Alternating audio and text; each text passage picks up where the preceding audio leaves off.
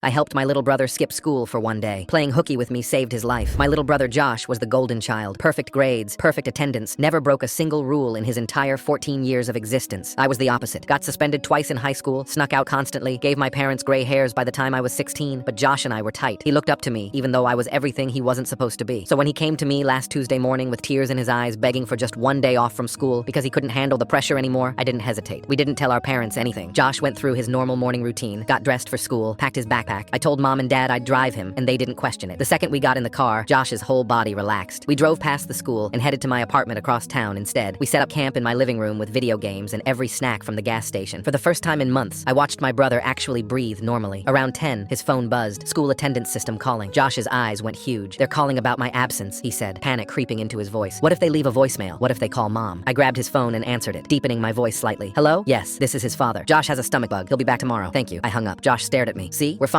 Nobody's gonna find out. Just relax and enjoy your day off." He finally smiled and went back to the game. Around 11, my phone started buzzing. One text from my friend, then 3 more. Then my phone was exploding with notifications. I checked the messages, and I couldn't believe what I was reading. Something was happening at the high school. I pulled up Facebook and saw the posts. There was an active threat at Josh's school. News alerts were flooding in about injuries and emergency response. I looked at Josh on the couch and realized he was supposed to be there right now. Then Josh's phone started going off. There were dozens of texts from different classmates. "Where are you? Are you okay? Please answer. Did you get out?" Josh started hyperventilating. Just then, my phone rang again. It was our parents. They were already racing home from work, having seen the news. My mom was sobbing so hard she could barely speak. I had to tell them. "Josh is at my apartment," I said. "He's with me. He's safe." The silence on the other end was deafening. "What do you mean he's at your place?" my dad asked. Before I could answer, Josh grabbed my phone. "I skipped," he said, voice cracking. "I'm sorry. I skipped school." My mom made a sound I'd never heard before, something between a cry and a gasp of relief. Then Josh's phone rang again. He answered it immediately, and his best friend's voice came through, screaming and terrified. "Where were you? You weren't in class." Josh put it on speaker with shaking hands. His friend was crying, talking so fast we could barely understand. "There was an explosion in the chemistry lab during 3rd period. Our class. I kept looking for you." Josh went completely white. His friend kept going. "Multiple kids are hurt. The ambulances just left. Where the hell were you?" Josh went completely still. I watched him stop breathing. His friend kept talking, words tumbling out. "The kid who did it, he put an explosive right between our seats, right where you should have been sitting. If you'd been there next to me like always, you'd be in an ambulance right now, or worse." The phone slipped from Josh's hands. My parents burst through the front door at that exact moment. My mom grabbed Josh and wouldn't let go. My dad just stood there staring at both of us like he was seeing ghosts. Josh's friend was still talking through the phone on the floor, his voice breaking. "Your empty seat is the only reason I'm not more hurt. The blast went into the empty space where you should have been. It saved me." We spent the rest of that day glued to the news, watching updates about the injured students. 5 kids were hospitalized, 2 in critical condition, but alive. Josh sat on the couch, staring at his phone, reading every message from classmates, looking at every photo they posted from outside the school. When we finally went to bed that night, my parents didn't yell, didn't punish us. My dad just pulled both of us into a hug and held on. My mom kept touching Josh's face like she needed to confirm he was real. Josh looked at me and whispered, "Why did I get to skip and they didn't?" Neither of us slept that night.